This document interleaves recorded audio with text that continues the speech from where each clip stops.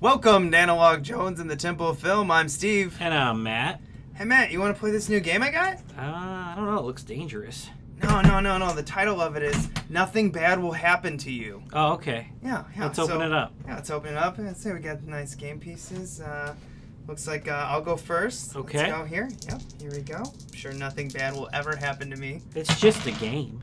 Oh, wow, the piece is moving on its own. What the hell is happening? Oh my god! Oh god! Do I have to do this alone now? Time to fire up the VCR. This one's my favorite.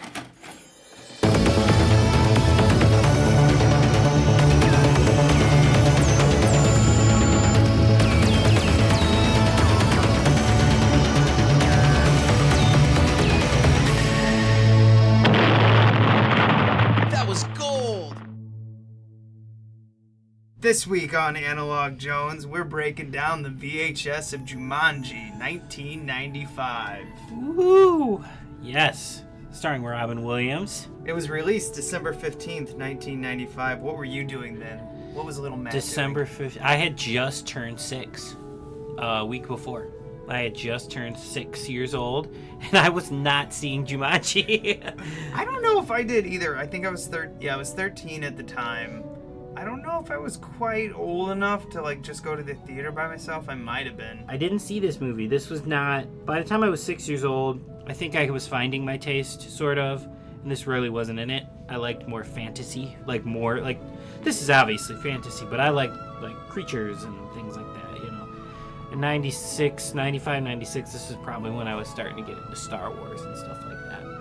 Oh, yeah, definitely. It's right before, the special editions came out, or maybe around the exact same time. This was definitely something that my brothers and I would rent. I believe this is probably one of these new releases that we immediately grabbed. That is how I saw it. So I didn't see it in theaters, but yes, as soon as this came on video, I did rent it because I had remembered seeing the trailers and things like that.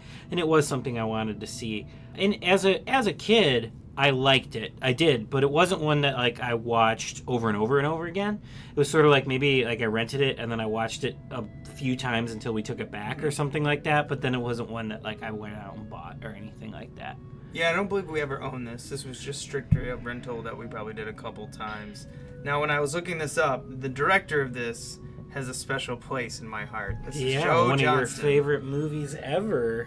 So, in his career, he's had an up and down career. He's had mega highs and some lows. His first directed film was Honey, I Shrunk the Kids from 1989. And I loved that as a kid. Constantly watched that on the Disney Channel. I liked that movie a lot, but I was more into Honey, I Blew Up the Kid.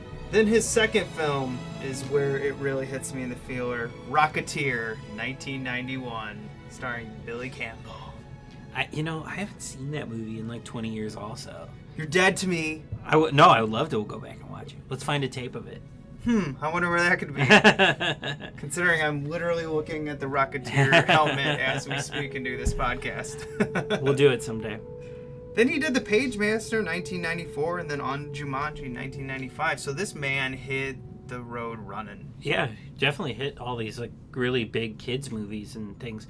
See, for me, Pagemaster was probably more of interest. I remember seeing Pagemaster in theaters, and I did buy that VHS. I got that as a Christmas present, and I wore that fucker out. I watched that one all the time. I was super into Pagemaster in the 90s. That was a fun one. That mixture of live action and animation. I think almost every kid during that time period was watching that. 94 was a great year for movies. And then he went on to October Sky of 1999. I never saw that. Can't tell you after this, in my opinion, he hits his low points. He has Jurassic Park 3 of 2001, which is my complete garbage Jurassic Park movie that I cannot rewatch. I don't like it.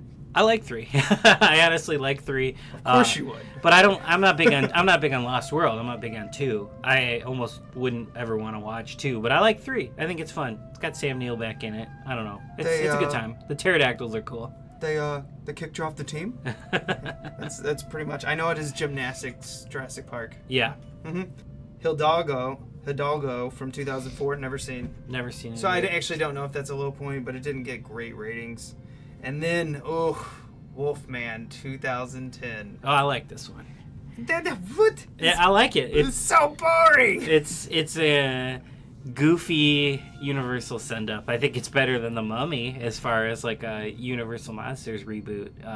Not the Brendan Fraser classic Mummy, but this new one they just tried. Yeah, I like Wolfman. I think it's fun. Oh, I couldn't do it. I just remember it being so boring. Makeup was cool though. Yeah, the makeup's great. Won the Oscar that year.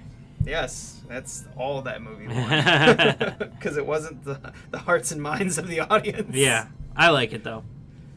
Then he goes on to like just do Captain America: The First Avenger in 2011. I was like, wait, what? And I did not know he did Captain America: The First Avenger. That just blew my mind. It's probably the Rocketeer factor. They were probably like, we need to do like a 40s movie sort of, Marvel thing, and they were looking at who has done stuff like that before, and they were like, oh, Rocketeer. And that movie actually still has one of my favorite Marvel villains, the Red Skull, in it, which they completely dropped from the series. Yeah. He's just gone. He's great. Yeah, I think the first Captain America is probably the best Captain America in the trilogy. I don't know. People love Winter Soldier. I don't. I think it's okay. And Civil War. Civil War's fun, but first one's great. Then we go on the writer of this, and all 6 of them. Jesus. Yeah. It was adapted by a picture book from... It is Chris Van Allsburg, who was one of the original writers for the... So he must have did the first script. I think he did like the treatment or the first script, because he gets a story credit, so usually when you do story credit, it's usually the first pass at the script or a treatment, which would be like a 20-page outline or whatever. So he gets credit for screen story, along with the 2 guys who ended up writing the script with a credited third writer as like the actual screenwriter. So typically when you get a movie with this many writers, it sucks. Yeah, I don't think this movie necessarily sucks, but I think it shows that there's a lot of cooks. Yes. I think there's a lot of different ideas going on in this, and we'll get into it when we do the breakdown and our afterthoughts on it. But no, I would definitely not say that this movie sucks at all. I would say this movie is just straight up fun. Yeah, it's a little mishmashy with all the writers. One of the funny things is the third writer that is sort of added on here is Jonathan Hensley, and he wrote and directed maybe even a movie called Welcome to the Jungle, which is the subtitle for the new Jumanji that's coming out. Was it starring Guns N' Roses? No. Damn it! It was one of those Dimension Extreme titles that came out in the mid-2000s. I never saw it. I love that you know that bullshit. Don't know why I do. All right, we'll move on to the stars. We had Robin Williams as Alan Parrish. I know him from everything. We have Aladdin, I don't know, Miss Doubtfire, Good Will Hunting. And I think the most like this movie, Hook. Yes. Very similar. This was right around the exact same time. What, Hook was 93? 94? Yeah, somewhere in one of those, yeah. Yeah, where he started doing all these kids' movies. And just Flubber, I remember that. Oh, love Flubber. It's a bad movie, but man, do I love it. I don't even remember it. It's a fun one. We have Jonathan Hyde as Sam Parrish, Alan Parrish's father, and Van Pelt. So he's doing dual roles on this. And I love this actor. And during the mid-90s and late 90s, he was in a lot. We have him in Titanic as the over-the-top bad guy. We have him in Anaconda as the shitty scientist, wasn't he? Wasn't he the dickhead scientist? I don't remember him in that movie. He was the Mummy. Yeah, he was in the Mummy. Yep. And now he's in The Strain, which I always get people looking at me funny when I say I've never seen it. And they're like, that movie, their TV series is made for you. And I'm like, I have no idea what it's about. I've seen the pilot, and it's good. But I can't keep up with all these damn shows. I got tapes to watch. Damn it. We're doing a podcast on VHS, not these fucking shows. Plenty of podcasts on those already. We've got Kirsten Dunst as Judy Shepherd, Interview with the Vampire, Little Woman, Spider-Man, and basically being a little crush of mine. Oh, yeah. Small Soldiers? Yep. Yeah. I had a huge crush on her when that movie came out. I was like 7. Yeah, huge crush on her. She's 1 month older than me. Nice. We could be married one day. Yeah. If she's not already married. Sorry, Sarah. I still want to marry Naomi Watts, and she's got 20 years on me. So. Damn. But she'll say yes. Really? It's like 15, I think. All right. Okay. But she'll say yes. We have Bradley Pierce as Peter Shepherd, and I looked this up and I had no clue. He's the voice of Chip from Beauty and the Beast. Yep, I looked this up too when we were watching. I was like, what's this little guy doing? Chip. He looked familiar, and then I looked at, he's in The Borrowers. Oh, okay. Which I Kinda do forgot remember that movie. seeing as a kid, yeah. I saw it, forgot about it. But yeah. he's still acting. Nice. Good for him. I was surprised. Chip. We have Bonnie Hunt, which became insanely popular during the 90s. We had her in Beethoven, Jerry Maguire, The Green Mile, and then she blew up when she joined Pixar and did like almost every voice for every female role in every movie. I mean, she was in Bug's Life, Monsters Inc., Cars, now she was in Zootopia. She's great. Yeah. I love Bonnie Hunt. She's just so delightful. Chicago's own, too. Yes, and she just, in the 90s, was in so much. She had her own show. She had like an Ellen DeGeneres type show. Yeah, I never watched it. I think I was on all the time in my house when I was like coming home from you school. were on the show? That's amazing. Yeah, right. I was always on when I came home from school. Just you and Bonnie Hunt. Me and Bonnie hanging, putting off homework and watching Bonnie. It's also featuring Bebe Neuwirth as Nora Shepherd from Frasier and Cheers. Yes.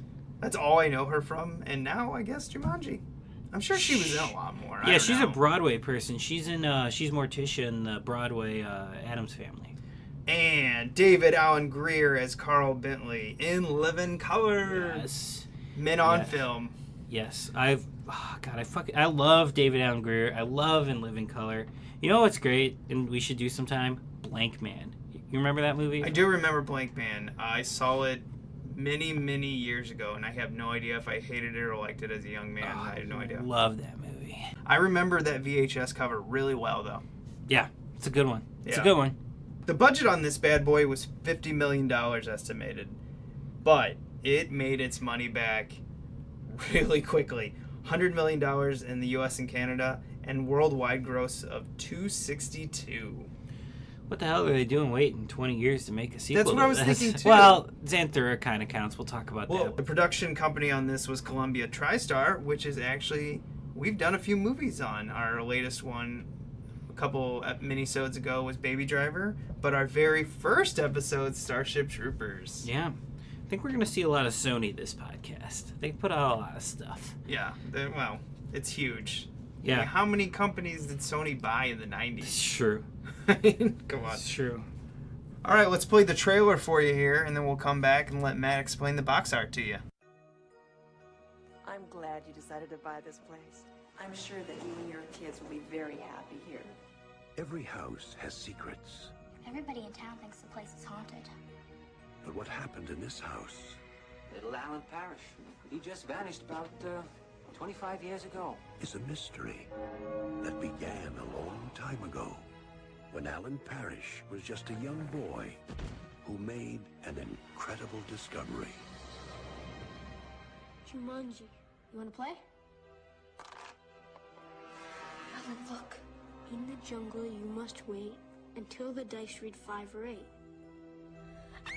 What's happening to you?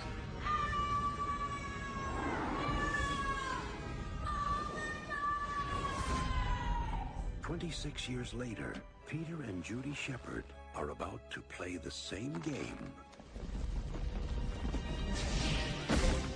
and make an incredible discovery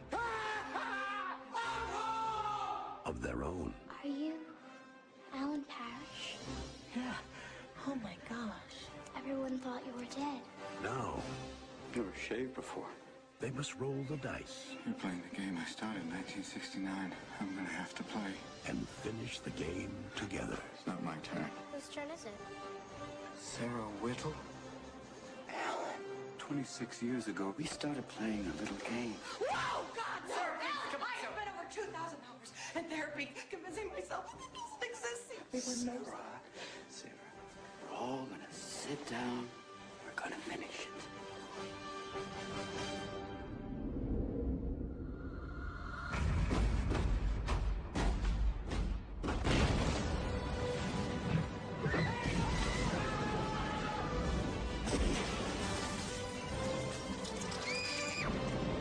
Now for an update on the extraordinary events unfolding in Brantford, New Hampshire.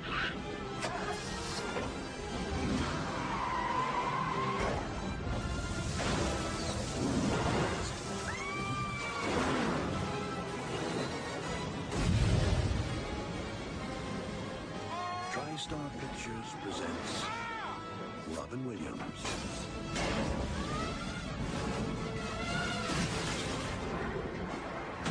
Jumanji.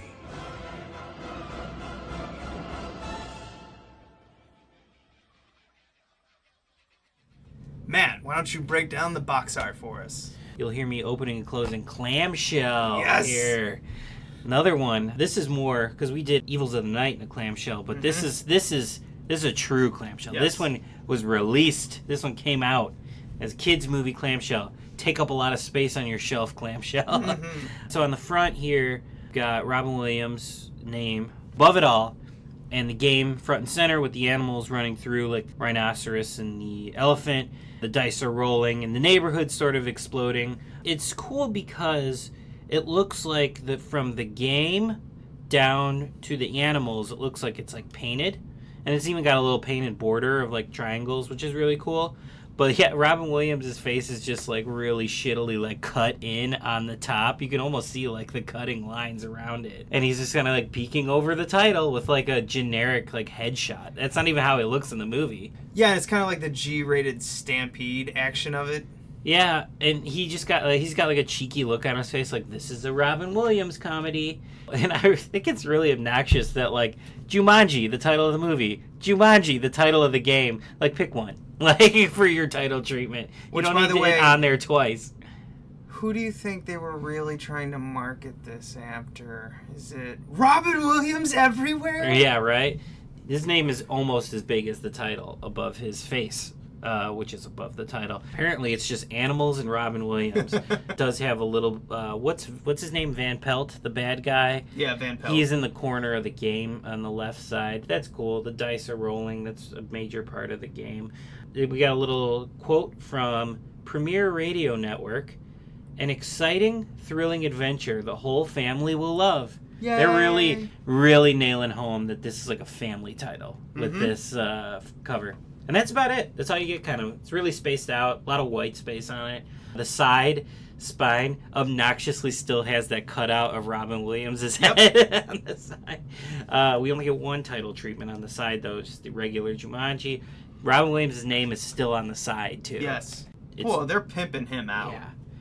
Digitally mastered, VHS hi-fi, stereo, Dolby Surround, TriStar, all that fun stuff. And then we flip it over to the back. We still got the triangle borders. We got 4 pictures. We got the main feature one is zebras and an elephant stampeding a car in what looks like a small town. Cool. And then our 3 pictures below, we've got the 2 kids, Kirsten Dunst and the little boy whose name I don't know, a lion. And then we've got Robin Williams riding a crocodile and Robin Williams talking to the bird, which is probably the worst practical effect in the movie is the bird. This is how you sell a movie to children. Yeah, I mean, you've got the action right on top, and then you've got animal, because that's what your selling point is. It's like exotic animals. No, this movie was rented so fast by any kid. You Yeah. looked right at this with the front. You know who Robin Williams' name is. You like him. You see all these animals. Animals are awesome. Jurassic Park was the shit. Yeah. Done. Sold. So our quote from a preview channel is, an adventure ride for the entire family. Edge of your seat excitement. Is this movie for the family? Yeah, right? They're really hammering that home. So here's our description. Robin Williams, just in case you didn't know he was in it. Bonnie Hunt, Kirsten Dunst star in this phenomenal adaptation of the award-winning children's book! Cool. I'm not reading any of this until I'm a kid. Yeah, right. When young Alan Parrish discovers a mysterious board game, he doesn't realize its unimaginable powers until he's magically transported before the startled eyes of his friend Sarah into the untamed jungles of Jumanji! There he remains for 26 years until he is freed by the game's spell by 2 unsuspecting children. Now a grown man, Alan, Robin Williams, reunites with Sarah, Bonnie Hunt, and together with Judy, Kirsten Dunst, and Peter, Bradley Pierce, tries to outwit the game's powerful forces in this imaginative adventure that combines breathtaking special effects with an exciting, enchanting mixture of comedy, magic, and thrills. Looking at this clamshell, I do remember a nitpick I always had as a kid. I don't know why this would make me so mad, but when the barcode would be over a picture, Yeah, I remember as a kid always getting irritated at it. Yeah, it is weird. It's like, no, I want to see the whole image. Like, yeah. Well, now that I look at it, I go, did they just not want to show the elephant's butthole? Maybe. And they're afraid to... I'll put a picture up on it on Facebook, our Facebook page, but it's an odd place. Yeah, it is covering its butt. So maybe that's why. All right, I'll look at the posters of these, and one of the first ones, this must have been the teaser poster right here, and again, I'll put them up on the Facebook page, but it's definitely the most dramatic of all the posters. This has the least amount of color, but a lot of contrast with the game opening, the little tagline, "It's a jungle in here," and then we also have like a subtitle, or just another tagline maybe, "An adventure for those who seek to find a way to leave their world behind." This does not scream. I mean, it kind of does have the bright colors with kids, but that's just a really weird subtitle on that. Yeah, but I think I don't know, I think it's conveys adventure. It has an Amblin feel to it, like, to those who want to leave their world behind. It's very Spielberg-y, Amblin. Yeah, this is... I feel like if I saw this poster as a kid, I'd be more drawn to this one, kind of wacky one that the VHS cover is. I think I'd be like, ooh, I want to know what this is all about. See, I'm more attracted to this one as an adult, but I would think as, say, a 10-year-old or something like that. This one, the second poster I'll show you, where Robin Williams is just screaming and the rhinos are just coming right through in a stampede through the game. Yeah, which is the top half of this is sort of the middle of the box art for the VHS. And yeah, we get a different Robin Williams picture this time. I have a feeling this is the one they had when the movie was out. Yeah. Because they looked at the first one and was like, hey, you know, we're going to pimp Robin Williams on this, no doubt. So they stuck his face right in center with the rhinos. Yep. And it has the tagline, "Roll the dice and unleash the adventure." See, to me, this is more like, hey, we got to sell this to like 10 to 13-year-olds. Yeah, this one's more kiddie, for sure.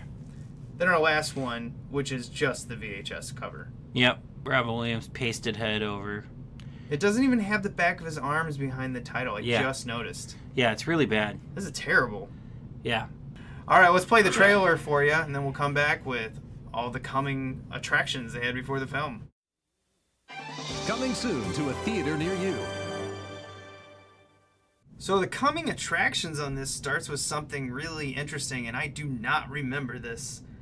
It's the Great Sound promo from Sony Maxim TV. Yeah, it's selling the TV, and it's cool because the guy is holding the tape you're watching. He's holding like the Jumanji VHS, and he's like, if you want to experience great sound and picture from your VHS, and he's like holding it to the camera, and it's like, whoa, that's what I'm watching right now. Is your trailer on your tape? Yeah, he's holding the VHS tape, and he's like, if you want to experience the most out of your TV, you've got to get the Sony Maximum TV system. Go tell your mom and dad that your current TV is a piece of shit and they need Sonys. Basically, yeah. You get a little footage of the movie before the movie starts, so a little tease before you get into it. Your parents are horrible. They don't spend any money on you. They bought you this tape. Now make them buy you the TV to watch it on. Consume! Yeah. Basically. I just thought it was odd where it was, and the guy was kind of odd, but memorable. It seemed more like a commercial that you would see on TV than a commercial you'd see on a tape. Yeah, it threw me for a loop. But then we get to our coming soon, and the first one we get, which is one both Matt and I were kind of looking at each other the entire 2 minutes it was going on, like, oh, what the fuck is this? It's got Jeff Daniels in it and Anna Paquin from True Blood. Yep. Calling Flying Wild. Yes. She raises geese. Yes, it's one of those, I'm a misunderstood girl and I'm going to find solace in making friends with nature movies, which I feel like there's a whole subgenre of. And of course she has to hate the girl that her dad's dating. Yeah, like, of course. It's got all the tropes in it. Every trope, and yeah, she's got to learn, like, this trailer is the whole movie. She's got to learn to fly this flying machine that Jeff Daniels builds her so that she can teach the geese children to fly south. Well, apparently... Which she does in the trailer, so I'm assuming she does it. Buildings. I do not want to see this. Yeah, no. Hard pass on this movie. I don't even... And I fucking love Jeff Daniels. No, Jeff Daniels is great, but this doesn't look good. This was probably... I hope it was a paycheck movie for him. It was right after Dumb and Dumber, so... Yeah, he was fine. He was set. He was just like coasted at that point. Then we had Matilda, which is one that my mom loved. Yeah, Matilda's actually a lot like Jumanji for me. I saw it once when it came out, probably liked it, enjoyed it. Never went back and watched it since, though. I never owned it, nothing. So I haven't seen that movie in like 20 years. Oh, no, I'd walk into the room and see it and go, ugh, Matilda, again, girls, yuck. Yeah, I remember that thought process when I was a kid. And while watching it, I looked at you, who directed this? Danny DeVito. Which, wow, that surprised me. Yeah, he's definitely got a very distinct, energetic style, but the trailer is trying to sell it almost like a Tim Burton movie, because you got the Nightmare Before Christmas song that starts the trailer with What's This, and then you get the Beetlejuice Jump in the Line for the second half of the trailer. And it's very, like, it's trying to show you mystical magic stuff, and it's like trying to sell it like a Tim Burton movie. And the extreme angles. Yeah. Like, because everything's looking up as a kid and how they would see it. I get it, but it was just a little much. I would watch it, though. Oh, well, definitely would go back. Like a Jumanji, would love to go back 20 years later, because I don't really remember it. A lot of people love that movie. Oh, yeah. Well, like I said, my mom. Hey, Mom.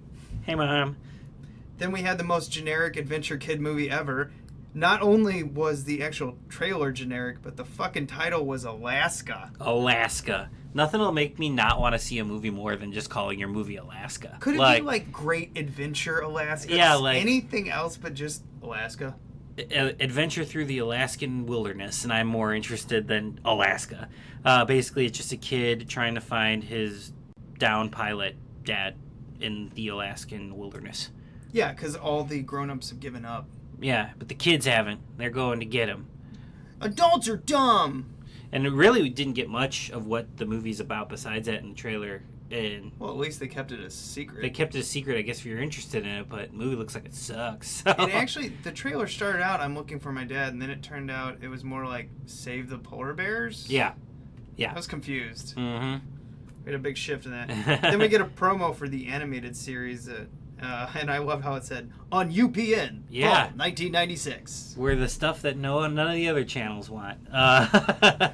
UPN, fall 96, which is funny because this is probably some time, and this promo is nothing. You don't see any footage from the animated series. Fall 96 is probably a long time from when this VHS came out. Yeah. They probably had a ways to go before that was dropped. Well, I'm sure this VHS came out, I'm going to say like April, May 1996. Yeah. You had to wait until like November of like 96 to catch the animated series. Well, it probably came with that whole fall new programming. Yeah. And I bet it was Saturday morning cartoon. For sure. Yeah. So we watched the intro to this animated series, and it looks very like Wild Thornberries or something like that. It very strange. Yeah, I didn't really like the style. Yeah. I think I watched the show, though. Like, not regularly, but I think I had it on before. I think it's very generic. Yeah, I'll take your word for it. It did last 3 seasons, though. That's incredible. Nice. We had, next was the Columbia TriStar Family Montage. Yeah, for the family collection. So it's stuff like Ghostbusters, The Bear, My Girl. Then and Now. Yeah. Mm-hmm. They had a lot of popular ones on there. A little montage, a little cute moments. Movies that I probably would have wanted to watch more than this one. But I like this movie. I'm not dogging on it, but I was watching that and I was like, man, I want to go back and watch all these. And now we get our best part, the feature presentation. Yes.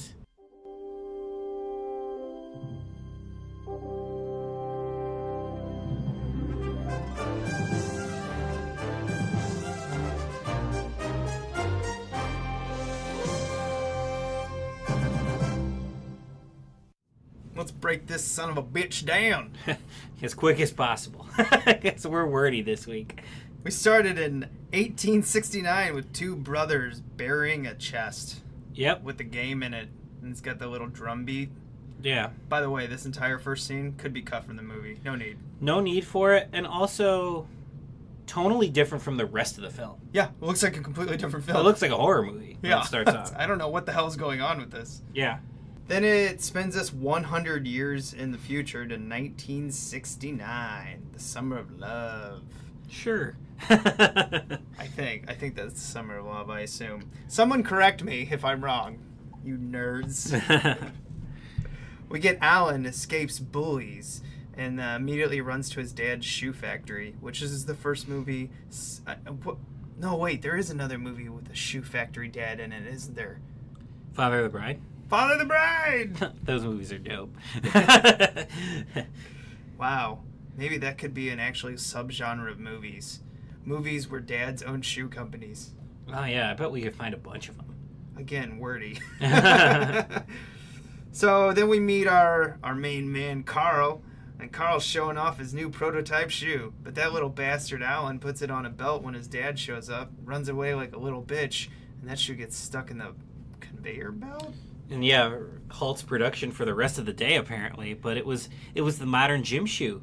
Carl made the modern gym shoe in the 60s, and Alan fucked it up for everybody. I know, he just runs away and then he gets beat up. I'm glad he got beat up. They stole your bike. I like this kid actor. He's really good. Do you know what else he's from? H2O. Damn it!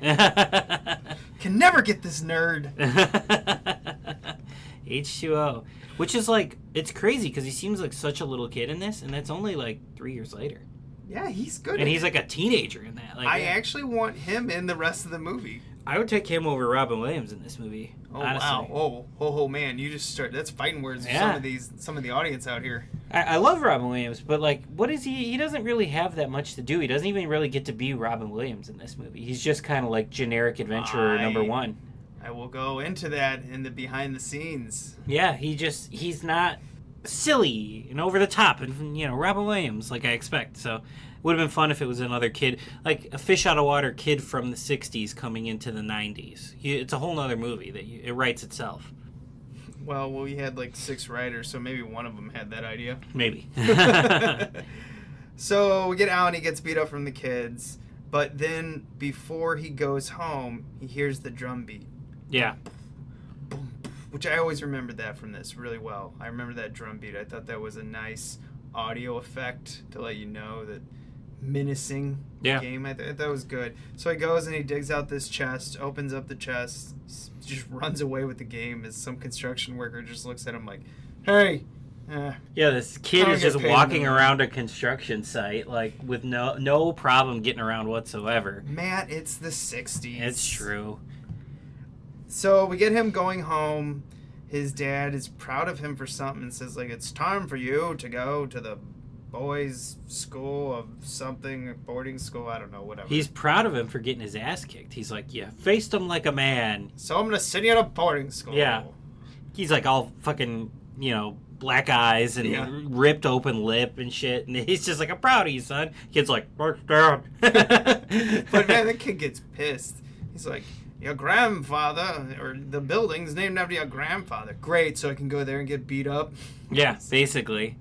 And then he gets all mad, and they get a little argument. Now, did you notice this actress, the mother? Yeah, Patricia Clarkson. Yeah. Yeah. What a tiny role. She must not have blown up yet. I guess, yeah, I didn't get time to look that up. Yeah, Patricia Clarkson is in this movie. Even Sarah noticed. She's like, what is she doing here? Is she in this movie? And I'm like, no. Because that's all we ever see of her. Yeah. She's got lines. Like, she's not just like an extra. She's got lines. She's got a whole 6 lines. But then she's just gone. And you know what, though? Still looks exactly the same as she does today, which is insane. That's amazing. That's exactly what Sarah said. She's like, oh my God, I don't think she's aged in 20 years. Yeah. Yeah. Patricia Clarkson, we love you. Thanks for being in this movie. Briefly. And of course the kid gets mad. He's gonna run away, so any kid can relate to this, running away. Good job from the screenwriters on that. All of them. I love all 6 of them. One of you came up with a great idea. I love how he packs away Wonder Bread and peanut butter as his essentials. Yeah. No, running away from home, that's such a classic childhood trope that we always want to see in our escapist adventure movies. So yeah, good on them for adding it in there. So before little Alan here can run away, Sarah shows up with his bike. And he's like, hey, let me show you this sweet game I got. And they go in, and she's like, I don't play games, drops the dice, and Jumanji begins. Yeah. And her thing doesn't kick in right away. Like, it says the little thing, it pops up on the little magic 8-ball thing, but it doesn't happen yet. So then Alan rolls, and his thing comes up, and it's like, he starts to go, it kicks in, and then hers kicks in as well. So the bats come flying out as he's getting sucked into the game. Now, I'm going to dog on some of these early special effects throughout this, other than I know these are the beginning of special effects in a way. But I love the little magical writing of the text on this. I always thought that effect still, to me, that effect still stands really well. That one didn't do much for me. Something else that I have to add to that. I was just like, eh. It's the perfect spot where you put the CG, you know? It just kind of like, you can't really do that. Maybe it is animation. Maybe that's why it looks so good to me. I don't know. Well, that's what it looks. Yeah, that's what it looks like to me. That's maybe why I'm not like, whoa, that's great CGI, because it looks like animation. So maybe that's why. But then the CG kicks in when he goes into the game. Oh boy! And you know what? You were saying, it's early CG. I'm gonna say that's inexcusable. Like, we had The Abyss and Terminator 2 already out at this point. There's no excuse for how bad the CGI is. Well, do you remember how good it was in Evil Dead 2 when he gets sucked into the portal? Mm-hmm. How cool that looks. So, yeah, that you was can my do thing. it. You can do it, guys. I just think Industrial Light and Magic, which is one of the studios that did this, it just does not look good. No. And it's, like I said, it's inexcusable. It aged terribly. Because there's stuff from earlier that's better that these guys did. So, and she gets scared away by the bats. I don't know why the bats take so long to get through the fireplace, but whatever. She runs away, and then it inexcusably says 26 years later. Here's a fault I'm going to point out to you guys. Do not make kids do math. Yeah, right? 26 years later, when is that? 1995! But at least at least it didn't say present day, because if it would have cut to that and it said present day, that ages the hell out of the movie then, though. You're like, ooh, these fashions. So, 26, oh yeah.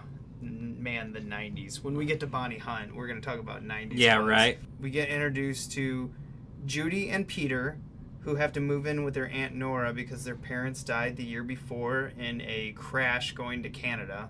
Yeah.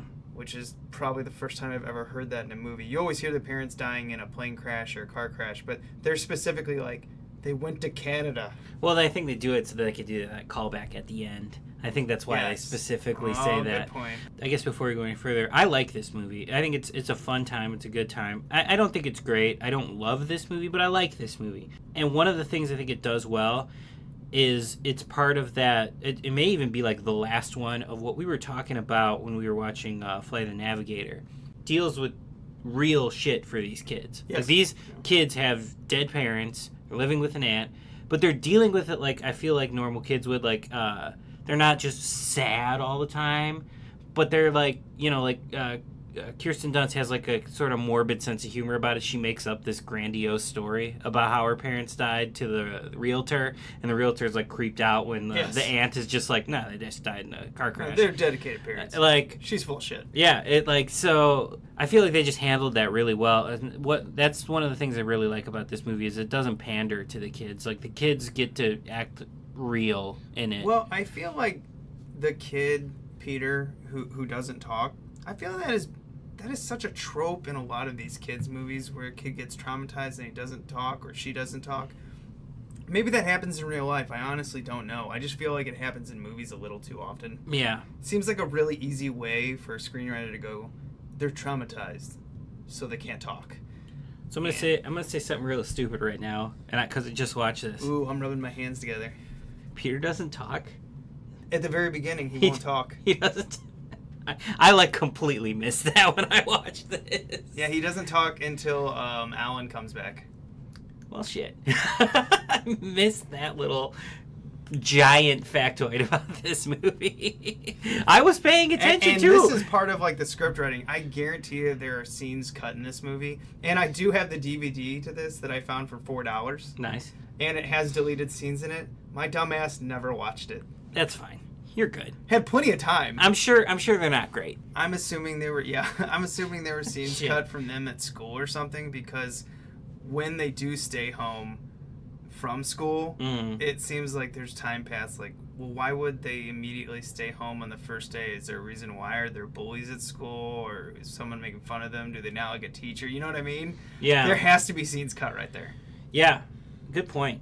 But yeah, I didn't even realize the kid didn't talk. Also, well, it didn't last long. Yeah, maybe that's why. We're pretty far along into this movie. We spend a long time with young Alan. So probably like 25 minutes, right? I break down Act 1. Act 1 is really long, the setup for this movie, because first they have to set up Alan and Sarah, and then they have to turn around and set up Judy and Peter. So you get 25 minutes into this before the adventure even starts at Act 2. Yeah, it's crazy. Yeah. Yeah, I was blown away by how long this movie took. But what this movie kind does, of like our podcast. Woo! We're stretching this one out. But yeah, I think one of the other things I really like about this movie is, and I think it works well for kids, is that it gets all that bullshit out of the way. So once Robin Williams comes back and the adventure starts, the adventure lasts the whole movie then. Yeah. So then kids can be sort of ADD during the beginning of the movie, and then as soon as the adventure shit starts, they're in until the end. I feel like whoever was in charge of writing had the most amount of say on the last 50% of the movie. Yeah. Because I feel that's the most put together portion. I feel like the beginning, where they have the random kids from 1800, then they have the 1969 version, feels like someone else's idea, where they almost wanted to make this a time period, and then we skipped ahead another 26 years. This portion feels like someone else wrote it, and then the last half feels like one person. Yeah. So you can tell this is a mismatch of ideas. Yeah. But I gotta give Joe Johnston and a lot of people credit. They do a pretty good job of smashing these all together. Oh yeah, I mean it's a fun movie still. Yes. It's just a little nonsensical. Yes. So they get up to the attic because they hear the drum beat. They grab the game. They immediately start playing like kids would, and it blows their mind. I love the dated joke. Jody says, "Oh, it must be microchips that make these pieces move together." Yeah, I'm right. like, really? You wouldn't go straight to magnets? Microchips? Yeah, microchips. In a random game in 1995 in your attic? Yeah. Kid's been watching a lot of TV. So it moves on, and then they get attacked by giant mosquitoes. Why are they giant? I don't know. Jungle. And then she smacks one out. Then we get to the kid, and this is the CG that I am really torn about, because it's awful when he gets the monkeys. These are the worst CG in the Yes. movie for sure. They created their own software for these monkeys' movement and the hair. Like the hair software that they did for them, it was state of the art. And I've read a lot about it, but I have got to be honest. This is terrible CG. It looks like dog shit. Yeah. It is a digital smear on your screen when you're watching it. I was just getting the shakes from Lost in Space, where that awful monkey alien thing is in it. Yeah. It turns all the colors. I was like, we gotta do that movie soon. I got that tape. Jesus Christ, the thing is shit. That's tough. That's a tough sci-fi movie to get through. Yeah, but we should do it. Now that we announced it.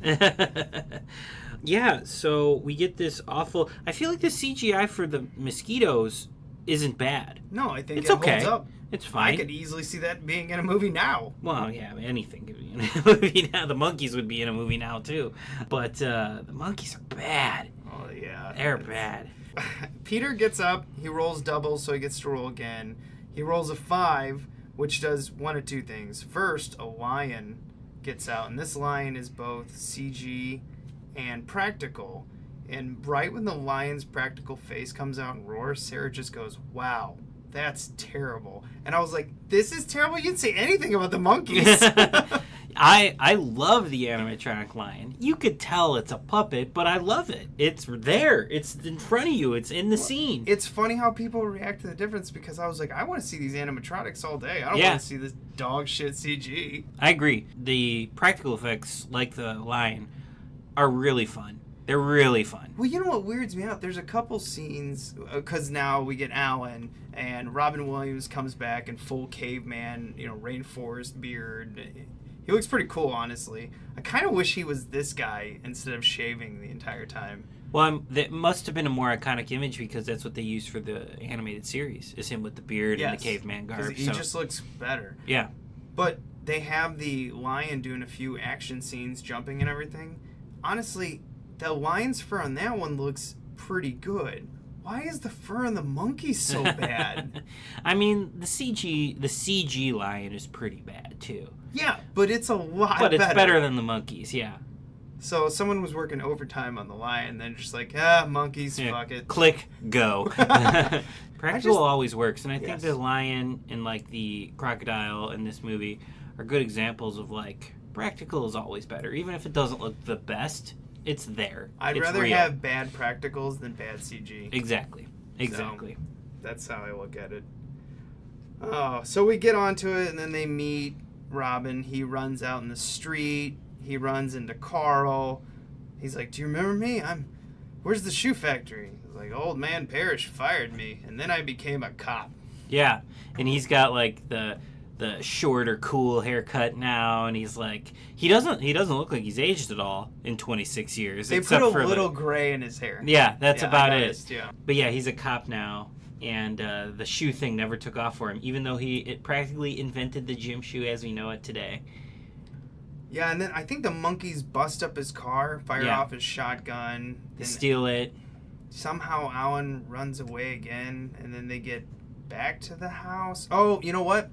So the mosquitoes are going around stinging people and putting them into comas. Yeah, another thing I liked about this movie is like they're like the people are getting sick. Like it's almost like a mini version of Outbreak is happening within this film. Yeah, the monkeys are running around and the mosquitoes are transferring a disease. I almost expected the news reporter live on scene. People are dying from so they're going into comas. It's and pretty harsh. So I like that about this movie it too. ended up being the realtor too, and then they just steal her car because a mosquito is trying to break through the top and through the glass. Yeah. Those mosquitoes stingers must be steel. Yeah.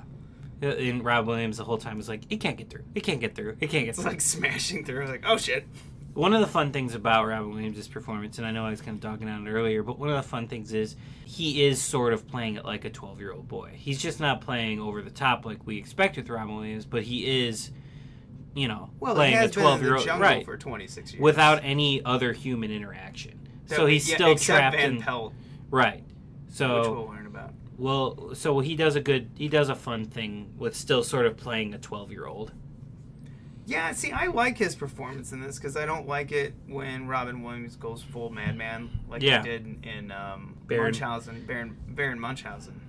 So they ended up getting back to the house. He shaves, puts on a suit, and then they start playing the game because they're like, well, we got to finish this thing, and he rolls the dice. Well, they have to get Sarah first. Oh, wait, they take that car, they go back to the parish, and then that old man, the old homeless man, drops exposition like no other. He's like, oh, old man Parrish killed himself looking for his kid. Just couldn't go on living. Yeah. I don't think he actually killed himself, but I think exhaustion killed him from constantly looking. But did you notice they never mentioned what happened to the mom, did they? No. Isn't this the plot where everybody thinks that the dad killed the kid too? Yeah, I think the old man mentions that, or maybe Sarah does later on. I think Sarah and Judy. Judy thinks when they moved into a house where the dad chopped up and put in the walls the son. I think Sarah mentions it later. Sarah mentions it too. She's like, I thought your dad chopped you up and put you in the walls. Yeah. Like, you saw him get zapped into the game, but I guess all your therapy made you. So they go back. I remember he rolls, or maybe he realized, oh no, he does roll, and then nothing happens. he realized because Sarah went first in the past, she's the one who threw the dice down saying she didn't like it. So they have to go meet Sarah, which she faints, and I feel like that's a 90s trope. Yeah, right? We don't get that anymore. I thought fainting in quicksand would be more of a thing when I growing up in the 90s, and both are in this film. Yes, I've never seen a person faint from you mentioning something that shocks them. I've never seen a person faint. Neither have I. Period. Yeah. Sarah, and I love it, she faints. She's a psychic, apparently. She faints, which she never uses any of her psychic abilities in this, by the way. They just, that character, like, little detail, gone. That's a product of the Six writers, for sure. Yeah. That was probably a bigger issue in a different script. Yeah, where they go in and get their hands red, their palms red or something. But they straight up kidnap her, bring her, remember he's carrying her back straight into the giant mansion, which, by the way, that aunt apparently fixes up in, like, one night, according to this timeline, because I guarantee you there was a montage fix-up in another script. Well, there's the worst montage I've ever seen in a movie, in this movie, where she just walks, it's a wide shot, and she walks past a doorway 3 times while a song is playing, as to convey like she's cleaning the house in a montage, but they don't move from that position, and not a lot changes as she walks back and forth through this doorway. So it's like, it's a pretty terrible montage. Yeah, like because it conveys nothing. That mansion's huge. To fix up that mansion, it would take weeks. Well, yeah, and cut to the kids sweeping, or cut to, like, her washing a window, or something. No, her walking back and forth between a doorway while a song plays does not convey. That's what I'm saying. Like, yeah, there was something else part of this script. There had to be. They get back and they force Sarah to play, and she's like griping, "You don't know how hard it's been for me. All this money and time and therapy." And before even Robin Williams said it, he's like, "Hard for you. I was in a jungle alone for 26 years. Get over yourself." Yeah.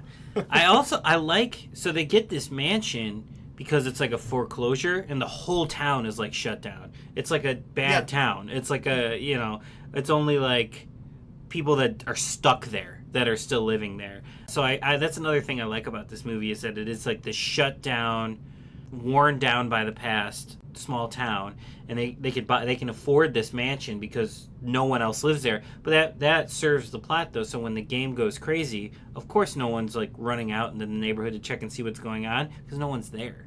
Yes. So once they get Sarah into the game, I believe this film picks up.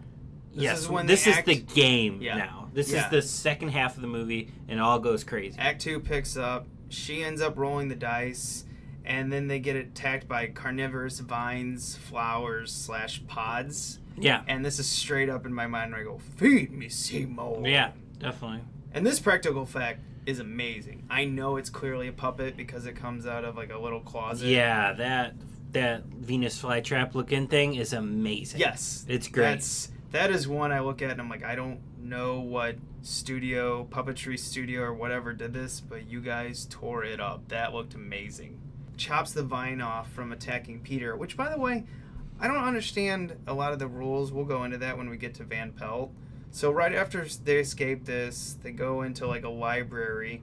Alan rolls the dice, and then a hunter comes after him called Van Pelt, which is the same actor that plays his father. And my favorite character, Van Pelt, is awesome. He just chews the scenery on the very little time he gets on it. Yeah, he's having fun for sure. Yeah. And that giant, ridiculous gun. Alan ends up escaping him, comes right back, and then I think we get, is it Peter or Judy who rolls the dice, and then we get the stampede, which is part of the actual box cover art. I think it's Judy, because doesn't he roll and then turn into a monkey? That's later on when he tries to cheat. Oh. So they smash through all of it. And by the way, the stampede CG is really good. It's almost like they took the actual animals and digitally placed them in there, as opposed to digitally creating the animals. It's like, why does this look so damn good? Like them smashing through the hallway, and also later on through cars and stuff like that. I go, wait a minute, this feels like so much different from the monkeys. Yeah, maybe it is the fact that they used real animals and placed them into the scene, or maybe it's just they knew this was their big set piece, and this is where all the money went. Well, they do a good job with this stampede, I honestly think. Now, I know you have a real problem with the pelican, so I'll let you talk about that.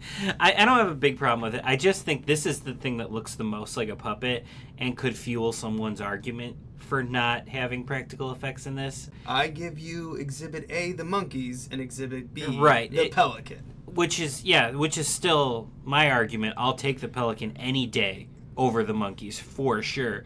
But like I said, this is fuel for the people that don't like the practical effects. Fair enough. I actually would But like to hear... I like it. It's fine. It looks like a puppet. Like this looks like a puppet. So the pelican steals the game, which I have no idea why a pelican would other than plot. Feel the plot. Well, it's a product of the game. So the game is trying to keep them. You think? Yeah. Because Van Pelt is also trying to get the game.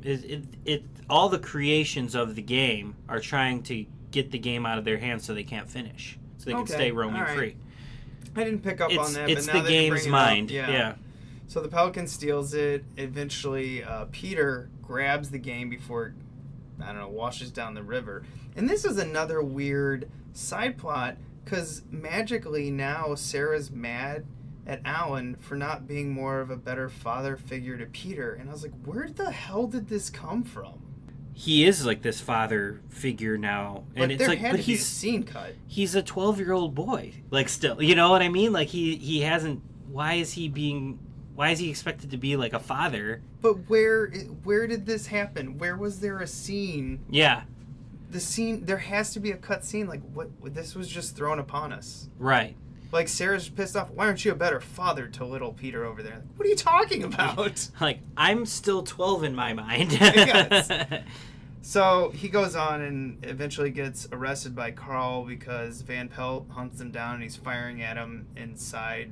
So he gets arrested. Mm-hmm. Somewhere around there, little Peter tries to cheat by throwing the dice down to get the exact amount to get to the end, and the game punishes him and turns him into a monkey, half man.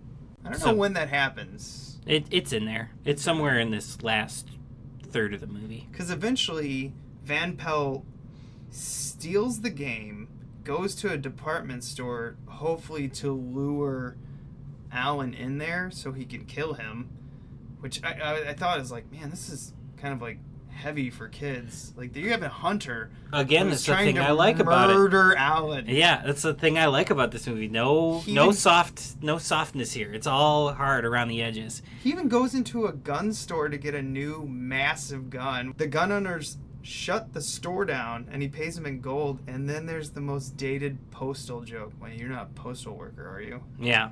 I was like, ooh, that's dating it. But also, like, a very timely joke where they're like, you need a permit to get that gun. He throws a bunch of gold down. Like, what do you need? It's like, damn, if only we had gold coins, we could get whatever we wanted. So he goes down there to the department store, which, by the way, since the stampede's happening, people are just looting the department store. And I was like, well, that escalated really quickly. Well, they're in a bad part of town, though, now. People are desperate there, I think. Yeah, they're just stealing shit. They're like, there's an elephant. Steal! Yeah, basically, yeah. And then it turns into a Home Alone, where, like, Peter's putting together all these ridiculous traps to get Van Pelt, and so is Sarah, and then, also Judy's helping. And I kind of was laughing and having fun with this, even though they destroy the department store. Yeah. But eventually Alan escapes Carl, and Carl smashes into the department store, and then they head back home where the mansion, and this is kind of Act 3, has begun now. And Carl's car gets stolen by a giant vine. They return to the mansion, and it's a jungle. Yeah, and now this is our final location. We are back at the house, and it all goes down here. They don't leave it. This is it. Because eventually Sarah rolls to get the monsoon. Mm-hmm. And then I think, personally, that crocodile is a great practical effect. Yeah, that's... The lion and the crocodile are great practical effects in this. Straight up Rainforest Cafe, too. Yeah. And so when that comes in, I guess they have to get... Somehow they get to the attic. Does he say, like, we have to get to high ground? What happens? Yeah. They're like, she's like, nothing's happening. I think we're going to be all right. The monsoon will happen outside. And he's like, we should go upstairs. Yeah, I remember now because Robin Williams has that great look on his face. He's like, yeah. Like, he's just like, you don't know what you're talking about. And then when they go upstairs, that's when the quicksand thing happens to Robin Williams, where he gets stuck on the floor, and she gets stuck trying to get him out too. Now, that again, CG is bad. Brutal. It's bad for sure. But this plays into my '90s fear of quicksand being more of a thing than it ended up being. So they get stuck in there. I don't know who rolls next, but somehow we get giant spiders. Yeah, which are practical and look good. Really? I think these look bad. I think these look better than the Pelican. These look like Halloween. Oh no, I think the Pelican looks better. These look like Halloween store spiders. I like them. I think they fit the tone of the movie, and I think when they get to when you see them further away, see, I'm getting all tripped up here trying to defend the spiders. When you see them far away, yeah, I can totally see that. Like they are kind of like, but they move like spiders do. Well, then when they do the close-up, though, and you see how, like, their bug eyes and their, like, the fangs and stuff. I think that's cool. Yeah, that looks great, I think. No, I think the movement of them looks weird. I like the way they move. I don't know. That's just me, though. That may not be the fact that they're, like, good. How does the axe joke play in this? I can't remember. This at the end, Act 3 moves so fast at parts. Yeah, it flies by. Yeah. What's the axe joke? The axe joke where he goes to the axe and he breaks the fourth wall. The kid, Peter? Go get the axe in my dad's shed, and then Peter. Oh yeah, he goes to open the lock, and it's locked. So he grabs the axe, which is right next to the thing. Yeah. He goes to hit it, and then right before he hits it, he looks at the camera because he's got the axe in his hand already, and then he goes inside. Yeah. That's a clever. I love that gag. I really like that. I just didn't like him breaking the fourth wall when it's the only time they did it in the movie. I laughed really hard at this. Like, it's a kids movie. I will let that one. I feel like the rules for breaking the fourth wall, you always usually do it in kids. It's a Bugs Bunny thing. Bugs Bunny always would look at the Bugs camera, Bunny did it all the time, though. I guess, but it's just, I don't know. I feel like it's expected in kids' films. So I liked it, and I laughed. I genuinely laughed really hard at that part. Either way, it's a great gag. Because that kid sells it. Yeah, he sells really the hell out of it. So he goes up. I guess they're trying to chop him out. Sarah rolls, Peter rolls, and then somehow someone gets an earthquake?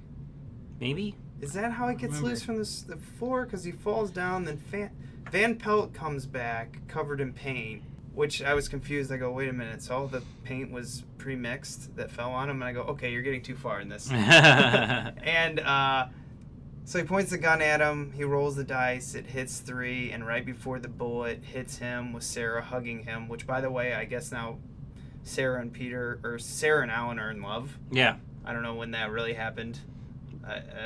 Sure, they went on an adventure together, so now they like each other again. Women love adventure, right? Sure. Isn't that the old rule from James Bond or something? Yeah. So the bullet vanishes, all the shitty CG goes away, and the house is back to normal, and they're in 1969. Yeah. Which, I don't know, I guess Jumanji has the rule of it will travel back in time until when the game started. Right. And then he's nice to his dad, and his dad is nice back to him, and they get along again. And he's not a piece of shit. And then they do another time jump, where they go back again 26 years to current day 1995. And they're married, and they're going to have kids. They got a baby coming. And then they meet Judy and Peter. And freak them out. And then the parents are like, we were going to take a trip to Canada. No! Yeah, it was a good gag, too. Yeah, I did like that. I felt that's part of the one where I was like, you know what? Bonnie Hunt and Robin Williams should have been in another movie together. They've got great chemistry. She's so good in this movie. She's just so fun to watch in this movie. Can we talk about her outfit? It's so good. The giant vest with the sweater over it. Yeah. And also, I think it was a dress with like a knee cut level dress with a giant vest and also a giant sweater. And she's got like 1,000 necklaces too, right? Like she's got like and different colored things and a on. 90s scrunchie keeping her braided ponytail together. She is so 90s in this. Yeah. Like, she looks like the 90s threw up on her. Yes.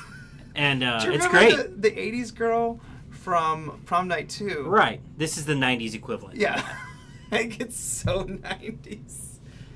But I guess Jody had on the overalls. I remember those in the 90s, and now they're back. They're back. Well, 90s are back, so yeah, that's why. So. That's why we're getting another Jumanji. All right, let's play a little scene from the movie here, and then we're going to come back with the behind the scenes. Cool. Hunter from the darkest wilds makes you feel just like a child. What is it? Van Pelt.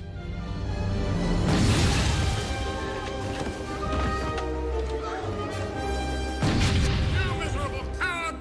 Come back and face me like a man!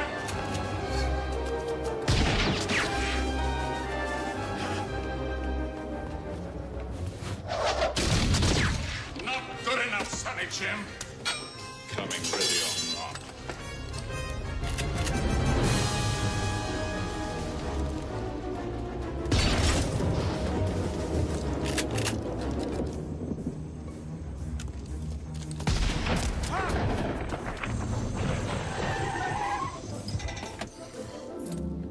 Hey, you!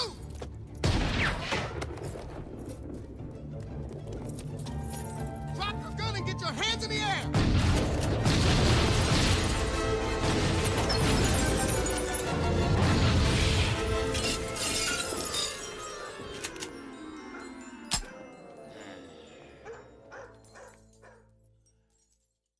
Here are our behind the scenes. Now, as I told you before, I got this VHS for 25 cents, and then I ran down to another store, and literally within the same week, I found this used DVD copy of Jumanji for $4. Nice. And it is loaded with special features, mostly from the special effects. So that's where I got to see a bunch of how they're creating the practicals, which they really show off the practicals in the behind the scenes. But they also show off the CGI, and you can see all these animators, and they were very proud that they invented the software for the fur. And that's where I got such mixed feelings. I was like, ooh, you're so proud, but it's so man, this is rough to watch. Sorry, guys. Yeah. I haven't seen the behind the scenes. I just watched the tape. And, yeah. So I've got no allegiance to it. And I gotta say, it's bad, guys. It's bad. Yeah, it is. There's nothing about it. The quicksand, the getting sucked into Jumanji, like the particle effects on that, and the fur, they're just rough to watch. I just don't understand why the fur is so much better on the lion. I just don't get it. Yeah. The same amount of time should have been. And by the way, why are the mosquitoes giant? The spiders are giant, but the monkeys are normal size. Everything else is normal size. The crocodile's normal size. Yeah, the lion's normal size. The pelican's normal size. Why are the bugs giant? The jungle? I don't know. Like, okay. And why do Van Pelt only attacks Alan's character, but the vines and the pods, they attack Peter. The mosquitoes attack anyone. Van Pelt has been after him, after Robin Williams' character. That's the only reason I think why. But I think. But when he tells Sarah, I could have killed you at any time. She's like, well, why didn't you? And he's like, because you didn't roll the dice. Maybe it's your role. I don't know the rules. I don't feel, again, that might have something to do with the multiple writers. I feel like if you rolled the dice, they would be constantly hunting you to try to stop you from finishing the game. Right, like each one is personally, but yeah, it gets muddled then. It gets muddled really bad. So that's part of like the mixed reviews we'll talk about when we, do we recommend this? Here are more of the afterthoughts. We mentioned earlier that the book, it was based off a picture book. So when TriStar actually started acquiring rights to this, they're like, we've got the director for it. They immediately wanted Joe Johnston, who was coming off of The Rocketeer, and they also loved Honey, I Shrunk the Kids. Yeah, So Pagemaster was a year before this. Pagemaster. So I think when they bought the script to this and they got Joe Johnston, he was doing Pagemaster. Joe Johnston immediately is like, well, if I'm going to do this, I got a couple actors in mind, and one was Tom Hanks and the other one was Michael Keaton, which I think both would have been fine in this role. I would have loved to have seen Michael Keaton in this role. I wish Michael Keaton would have got a lot better roles in the 90s, but for some reason he got bad roles. After Beetlejuice and Batman, it was shit. I mean, no, he got some good roles, but he really just got swept under the rug, unfortunately. I mean, his 90s movie that... it's so bad that I remember him from Jack Frost. It's his 90s movie. It's just like, That's one I don't like. That's not one I can defend. That's another one that my mom watched, and we would walk into the living room and be like, oh, we're out. That was, I think I've mentioned this before on this podcast, but like Batman and Robin was one of those that I saw in theaters as a kid and was one of my first, like, this is bad. You know, because when you're younger, you like everything. You don't care. But, like, it was, like, getting to the point where I was forming my own opinions, and, like, Batman and Robin was the first one I remember, and I think Jack Frost was the second one I remember being like, this isn't good. The one I remember, it came when I was older, and obviously I knew bad and good before that, but I wasn't heavily opinionated until I got to The Phantom Menace. And my older brother watched it, and he's like, it's great. It's one of the greatest Star Wars movies I've ever seen. And I remember just, like, holding my tongue like, it's bad. It's bad. I think Phantom Menace is kind of the movie where I'm like, I must say something. So after that, you know, they're like, no, we appreciate it, but if we're doing this movie, it's being done with Robin Williams, which means he had a shit ton of power. Right. So as soon as he read the first script, he's like, I don't like it and I'm not doing it. So they immediately are like, get every script writer we can find. And that's probably why this led to a crazy amount of rewrites. Or I don't even know if it was a crazy amount of rewrites. It's just a crazy amount of writers. Yeah, probably a bunch of different scripts. Yes. And they just jammed a bunch of the good thoughts together. And that's why it feels so muddled. So he also, as Sarah, he had a couple interesting choices as Jodie Foster or Michelle Pfeiffer. I can't see Jodie Foster playing this role at all. No, he probably just wanted to work with her. I mean, she's supposed to be great, so I don't blame him. But, like, yeah, I don't see her in this role. I could see Michelle Pfeiffer doing it, but I think Bonnie Hunt was the right choice. I liked Bonnie Hunt. Now, according to IMDb and a lot of other things, they had a whole bunch of actresses lined up to play Sarah. But from the behind the scenes, these are only 4 characters, other actors he mentioned. Tom Hanks, Michael Keaton, Jodie Foster, and Michelle Pfeiffer. So I don't know if those trivia, I'm doing quotes, are even correct. I don't know. Maybe they are, but I couldn't find any info on it other than those sites. Once we had all the 4 writers came in, one of the things in this movie that are not in the book is Alan and Sarah's characters were completely made up. I don't know if that means anything. It doesn't really mean anything to me. I just thought it was an interesting tidbit. I did think it was interesting that audiences loved this movie. This movie got an outrageous score from audiences. An A- from Film Critic, where they basically poll people after they leave the theater. So I think that's one of the best ones. Rotten Tomatoes, they showed the critics were very split on this. And Roger Ebert, which I feel just gets shit on all the time for his old reviews, he's just like, this movie's too violent for kids. But it does go back to where you say, like, this movie's real. It's got some deep stuff in it. Yeah, I think this movie is definitely for kids because it doesn't pander to them, and yeah, it gets real. So I would disagree with Mr. Ebert in saying that it's not too violent for kids. It's about it's treating kids with the respect of a good audience. That's I think it's all you can ask for. Yeah. So we would disagree for sure. Scarlett Johansson was auditioned to play Judy, and there's actually a video of it on YouTube if you guys want to see it. If anyone wants to see little Scarlett Johansson just stumbling through her little page read. Kirsten Dunst is great in this movie. I'm glad she got it. So we'll go into like the legacy of this, which this had a bigger legacy than I remember. Once I saw this movie as a kid and once I moved past the 90s, I never looked back at this film. Even though everyone I talked to in college and beyond was just like, oh, I love that film. Yeah, agreed. I'm with you on this one, where it was like anytime I would wax nostalgic with people in college and stuff, it would be like Space Jam and what else was The Mummy, stuff like that. But then Jumanji would come up and I'm like, I like that movie. It's fine, but like I've watched it like twice in my life, and I'm good. Like I never understood the hardcore love for it. This movie had a board game immediately made by Milton Bradley. I have never played it. My girlfriend had it. She said it sucked. Okay. And after this, we had the 1996 through 1999 animated TV series, which again, I never watched. I saw episodes of, wasn't like a follower, but I remember it being around. After this, many years after this, 10 years to be, 2006, PlayStation 2 came out with a game for it. It was a party game with a bunch of mini games. I remember seeing the PlayStation 2 game, but I never played it. I remember the cover. Yeah, I never saw anybody play it. Honestly. You can watch the playthrough on YouTube, so you let us know if it's any good. Yeah, right. And then 2014, which I found this amazing, a board game, maybe a prop from the movie, sold for $60,000 on eBay. And I had seen something, I don't know if it was this year or last year, had sold for $100,000. That's insane. Yeah. Of another board game thing, and I don't know if it was a prop from the movie or something that like one of the prop houses made or whatever.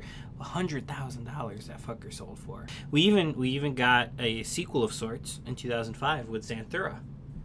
Yes, which I've never seen. I've never seen either, and I don't know anyone who has seen it. If anyone out there has seen that movie, let us know what you think, because I don't think I'll ever watch it. Yeah, I don't have any desire to watch it. The only way I would ever watch that is if it was for this podcast. I don't think that one ever made it to VHS, so I don't think we have to. Oh, yeah, it was 2006. We can't. It'd have to be a minisode, and I'm not wasting a minisode on that. Yeah. Sorry. Sorry, Xanthura. All right, we're going to come right back with what's going in the museum.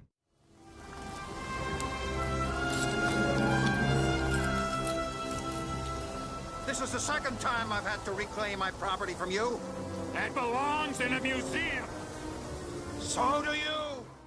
All right, so this is the part of the show where we put something in the museum. And the museum is every week we take something that we either really love or need to learn from that we don't love, that we put in the museum for safekeeping with the other movies that we've watched. So this week for the museum, I'm going to put in one particular practical effects. I'm going to put in the practical effects lion. I love the way it moved. I love the animatronic. I just love looking at it. So props to the people who made it. It's a really cool effect. One of the last movies I can remember that had something like that. Yeah, I really liked it. Yeah, and I think it's because I'm an 80s baby and an early 90s kid. You know, all these studios didn't have all this money for all this CG, so I mean, they had to do whatever they could with practical and figure that out in the script. They had to be very creative. I feel like that's the problem with a lot of the CG. It made things too easy, and you could just slap it in.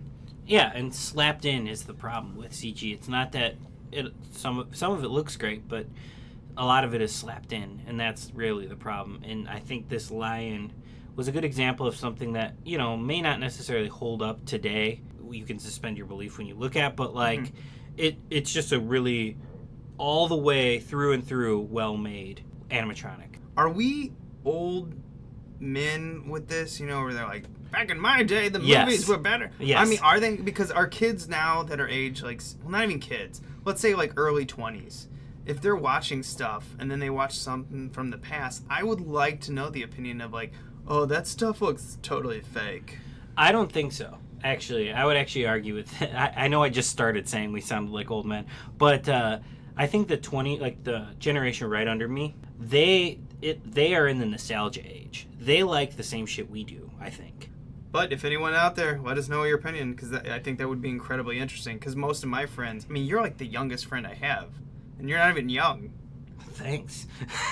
Way to shit on my life. You're like 27? Yeah, I'm 20. I just turned 28. That's not young anymore. Yeah. You lost it. Fuck.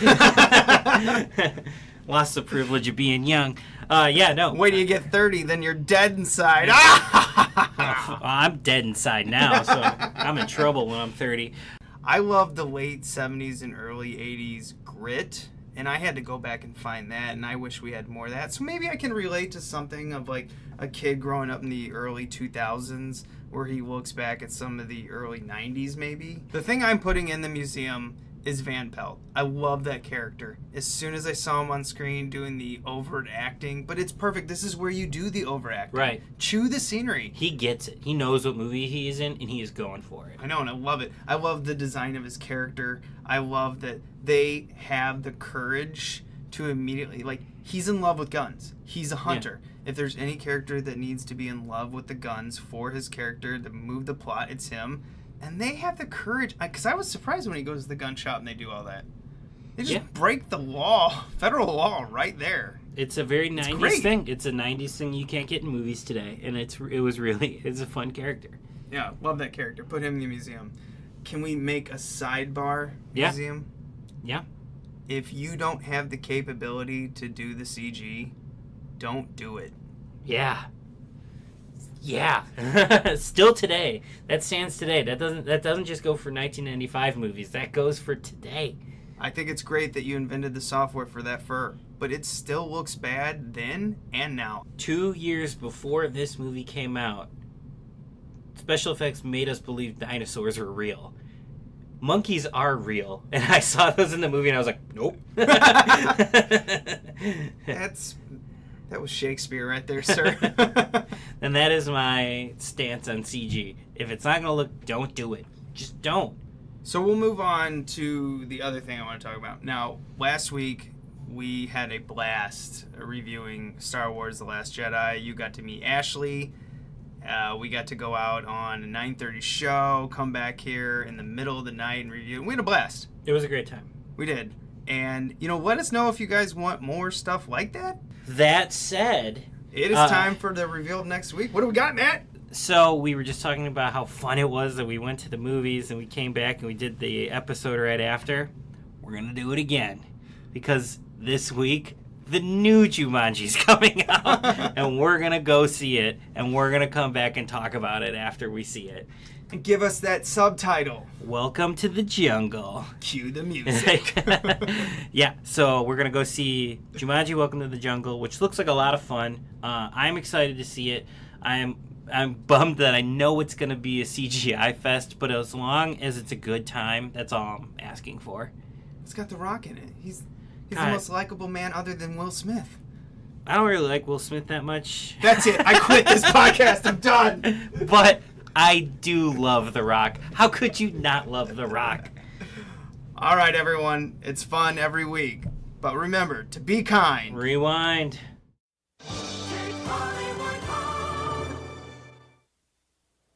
You may be cheating yourself. When you got this video, you paid for great pictures. You also paid for great sound. Big Hollywood surround sound. Like the kind heard on Jumanji. But if you don't have the right stuff, you're not hearing it. Isn't it time you got everything you paid for?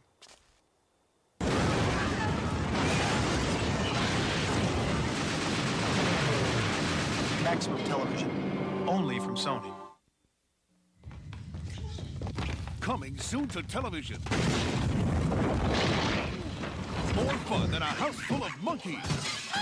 From Columbia TriStar, Jumanji the Animated Series, Fall '96 on UPN.